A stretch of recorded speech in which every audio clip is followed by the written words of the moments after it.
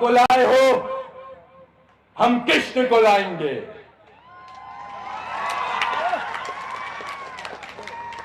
तुम राम को लाए थे, हम कृष्ण को लाएंगे। तुमने भगवा लहराया था, हम पीतांबर लहराएंगे।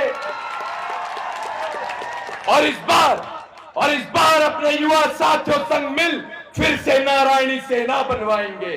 और इस बार नारायणी सेना का नाम होगा अहिर रेजिमेंट। निसंदेह हमारा प्रधानमंत्री भी बनेगा। और रही बात अहिर रेजिमेंट की, ये समाज का एक छोटा सा मुद्दा है। ये समाज का छोटा सा मुद्दा है। We are one of the largest community of India, approximately 26 crore. 26 crore हम हैं।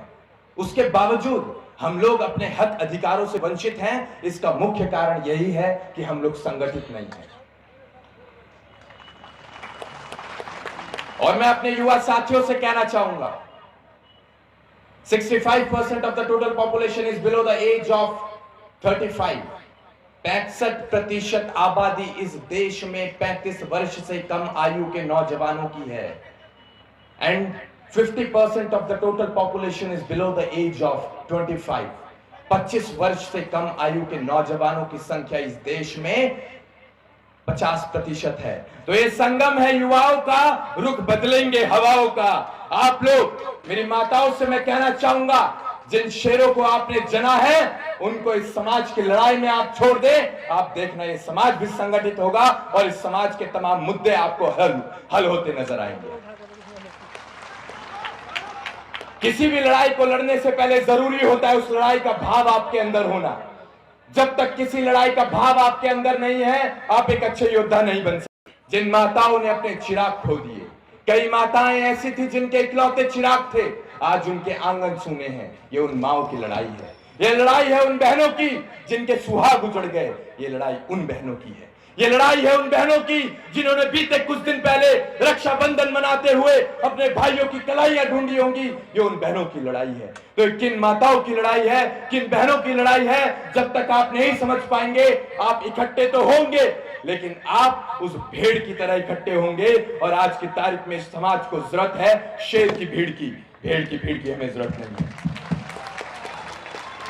हमने कहा था, निकला ये बेटा, आपके समाज का ये बेटा आपके बीच ऐसे ही दहाड़ता आपको नजर आएगा।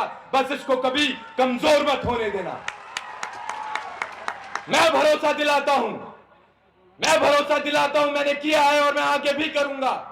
मेरे हिस्से की जो रोटी होगी मैं अपने साथ संघर्ष कर रहे अपने साथियों को खिला दूंगा, लेकिन उनको कभी भूखा सोने नहीं दूंगा। मैं भरोसा दिलाता हूं कि अपने शरीर का एक एक कतरा मैं अपने समाज को समर्पित करके चले जाऊंगा।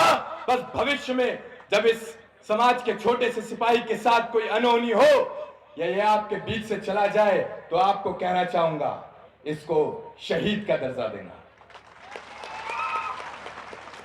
ये समाज का छोटा सा सिपाही इस समाज के लिए सरहद पर तो नहीं खड़ा है, लेकिन ऐसी कई सरहदें पार कर आप लोगों को जोड़ने निकला है।